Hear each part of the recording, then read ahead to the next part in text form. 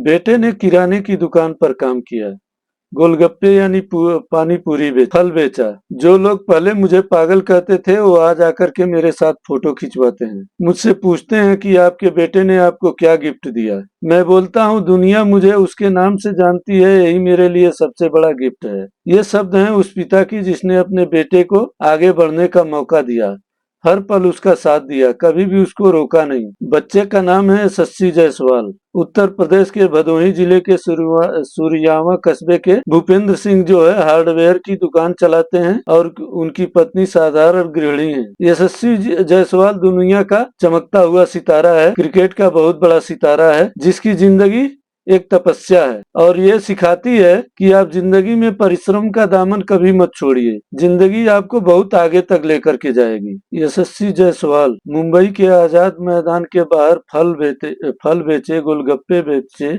यहाँ तक कि जमीन पर भी सोया। उसने 10 साल की उम्र में पिताजी से बोला, पिताजी मैं बॉम्बे जाना चाहता हूँ क्रिकेट सीखने के लिए। पिताजी ने उसके टैलेंट को पहचाना और उसे अपने एक नजदीक के रिश्तेदार संतोष जी के वहाँ, जो बर्ली में रहते थे, भेजवा दिया। मुंबई के बर्ली में रहते थे। वहां से यशस्वी जायसवाल आजाद मैदान जाता था क्रिकेट खेलने के लिए, तो मैदान के बाहर ही जो बच्चे खेल रहे थे उनके साथ में क्रिकेट खेलता था। और स्थिति ऐसी थी कि मैदान के अंदर नेट तक पहुंचने की स्थिति नहीं बन पाती थी, वो नेट तक नहीं पहुंच पाता था, बाहर ही खेलता रहता था। 5-6 महीने तक ऐसा ही चलता रहा। चूंकि संतोष जी का घर जो है बहुत छोटा था, इसलिए वो ज्यादा देर तक वहां नहीं रह सका। संतोष जी एक दिन उसको लेकर के आजाद मैदान ग्राउंड के अंदर गए। वहां के ग्राउंड स्टाफ जो थे सुलेमान, उनसे उनका कुछ जान पहचान था, तो उनसे उन्होंने रिक्वेस्ट किया कि इसकी रहने की व्यवस्था आप यहीं करवा दीजिए। तो उस दिन से जो है यशस्वी जायसवाल मैदान के अंदर ही टेंट में रहने लगा और वहां बहुत तकलीफें थी। टेंट में चींटियां काटती थी, कीड़े काटते थे, जमीन पर सोना पड़ता था। वो पिताजी को फोन करके बोलता था, पिताजी बहुत चींटियां काटती हैं। तो पिताजी बोलते थे, बेटा ज्यादा तकलीफ है तो चले आओ, वापस आ जाओ। तो बेटा अभी इरादों का पक्का था, वो बोलता था कि पिताजी मैं वापस तो नहीं आऊंगा, भले जूते पालिश कर लूंगा, लेकिन जब तक मैं कुछ बन नहीं जाऊंगा तब तक मैं वापस नहीं आऊंगा। आप देखना एक दिन यही संघर्ष मुझे बहुत ऊंचाई पर लेकर के जाएगा, मुझे जिंदगी में आगे बढ़ाएगा। एक इंटरव्यू में यशस्वी बताते हैं कि वहाँ की जिंदगी बिल्कुल आसान नहीं थी, बहुत संघर्षों भरा वो 3 साल का जीवन था, बहुत संघर्ष करना पड़ता था। वो बताते हैं एक इंटरव्यू में कि मैं कुछ पैसे कमाने के लिए जब वहाँ रामलीला होता था उसके टाइम में पानी पूरी बेचता था, फल बेचता था, ताकि कुछ कमाई हो जाए, और उस टाइम में अच्छी खासी कमाई भी हो जाती थी। लेकिन मैं ये नहीं चाहता था कि जो लोग भी हमारे साथ खेलते हैं वो हमारे पास पानी पूरी खाने के लिए आए, लेकिन कभी कभार वो चले आते थे तो उनको न चाहते हुए भी सर्व करना पड़ता था। टेंट की जिंदगी इतनी मुश्किल थी कि वहाँ रहने वाले लोग बुरा बर्ताव भी करते थे, कभी कभार कुछ विवाद हो जाता था तो पिटाई भी कर देते थे, कभी कभी जब झगड़ा हो जाता तो भूखे सोना भी पड़ता था। मतलब बहुत ही अभाव की जिंदगी थी वहाँ। और जो बच्चे खेलने के लिए आते थे वो अपने साथ बहुत बड़ा एक लंच बॉक्स लेकर के आते थे, लेकिन हमारे पास तो ब्रेकफास्ट, लंच, डिनर इस तरह की कुछ बात ही नहीं थी। मैं खुद खाना बनाता था और जब भी मुझे टाइम मिलता था मैं बना करके खा लेता था। टेंट में रहने में वैसे बहुत तकलीफ होती थी, लेकिन इतने पैसे नहीं थे कि कहीं अच्छे जगह जाया जा सके। ये सब स्टोरी बताते बताते उनकी आंखों में आंसू भी आ गए थे जब वो इंटरव्यू में स्टोरी बता रहे थे। कहते हैं अगर गुरु न मिले तो ज्ञान नहीं मिलता, बगैर गुरु के ज्ञान नहीं होता। यही यशस्वी के साथ भी हुआ। एक बार जब वो आजाद मैदान में एक लीग मैच खेल रहा था तो वहाँ ज्वाला सर आए, उन्होंने यशस्वी को खेलते हुए देखा, उसके गेम से वो प्रभावित हुए। बाद में उससे उन्होंने पूछा कि तुम्हारा कोच कौन है। यशस्वी बोला, सर मेरा कोच कोई नहीं है, मैं बड़े क्रिकेटरों को खेलता हुआ देखता हूँ और उनसे सीखता हूँ। बाद में मैच समाप्त होने के बाद ज्वाला सर ने उससे बातचीत किया तो उन्हें पता लगा, वो बता रहे थे कि 2013 में जब मैं यशस्वी से मिला था तो मुझे उससे बात करके पता लगा कि उसके पास जो है बुनियादी आवश्यकताओं की चीजें नहीं है, जैसे खाने के पैसे नहीं है, रहने के जगह नहीं है, फिर भी वो संघर्ष कर रहा है। उसे देख करके मुझे अपनी स्टोरी याद आने लगी। मैं भी गोरखपुर से, उत्तर प्रदेश के गोरखपुर से क्रिकेटर बनने के लिए आया था और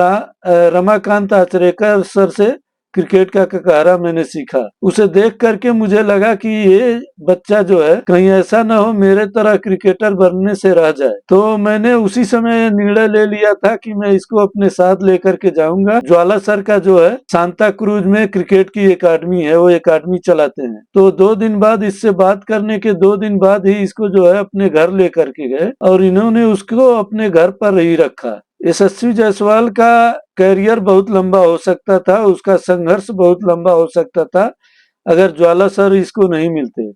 ज्वाला सर इसको अपनी एकेडमी में ले जा करके इसको इसके करियर को तराशा, इसको हुनर को तराशा, जिससे यशस्वी इतना आगे बढ़ पाया। ज्वाला सर की ही बदौलत ही इसको जो है अन्ना हजारे ट्रॉफी में जगह मिला, जहां इसने अपना कमाल दिखाया 2019 में। उसके बाद अंडर 90 क्रिकेट में इसका सिलेक्शन हुआ, जहां इसको मैन ऑफ द सीरीज चुना गया। ज्वाला सर बताते हैं कि उसको मैंने 2013 से 2022 तक अपने साथ ही रखा था। यशस्वी जायसवाल की तपस्या औरों से अलग थी। इन्होंने खुद को एक जगह कैद कर लिया था, सिर्फ प्रैक्टिस और प्रैक्टिस। ज्वाला सर बताते हैं कि इनके सफलता में राजस्थान रॉयल क्रिकेट टीम का भी बहुत बड़ा हाथ है। इनका जो राजस्थान रॉयल क्रिकेट टीम का एकेडमी है, जो नागपुर से 80-90 किलोमीटर दूर तलेगांव में है, वहाँ ये प्रैक्टिस करता था। इसने जो है सब कुछ भुला दिया था, अपने आप को वहीं कैद कर लिया था, बस प्रैक्टिस और प्रैक्टिस, और इसके जिंदगी में कुछ रह नहीं गया था। उसके जो कोच थे राजस्थान रॉयल्स क्रिकेट टीम के जुबिन भरूचा जी, उन्होंने इसको एक टिप दिया था कि तुम एक ही शॉट का प्रैक्टिस करते रहो जब तक उसमें परफेक्ट ना हो जाओ, चाहे उसके लिए तुमको 500 बॉल तक खेलना पड़े। और उसी को इसने फॉलो करना चालू किया और इसने अपने प्रैक्टिस को जरा भी रुकने नहीं दिया। यहाँ तक कि कोरोना आया उस समय भी इसका प्रैक्टिस चल ही रहा था। और उनका सबसे बड़ा योगदान ये है कि ये पहले सीजन में कुछ कर नहीं पाया था, टैलेंट तो था लेकिन परफॉर्मेंस नहीं देख पाया था, फिर भी इन्होंने अपने साथ इसको रखा राजस्थान रॉयल क्रिकेट टीम ने। और उन्होंने बोला शुक्रिया है मुंबई क्रिकेट टीम का, रणजी में परफॉर्मेंस न देने के बाद भी उन्होंने अपने साथ इसको बनाए रखा। यशस्वी जायसवाल ने बहुत परिश्रम किया, जैसा कि मैंने बताया, टेंट में सोया, जमीन पर सोया, गोलगप्पे बेचे, फल बेचे, और अब उनके अच्छे दिन आ गए। कहते हैं ना कि शाखें रही तो नए फूल भी पत्ते भी आएंगे, शाखें रही तो नए फूल भी पत्ते भी आएंगे, ये दिन अगर बुरे हैं तो अच्छे भी आएंगे। तपस्वी यशस्वी ने कमाल कर दिखाया।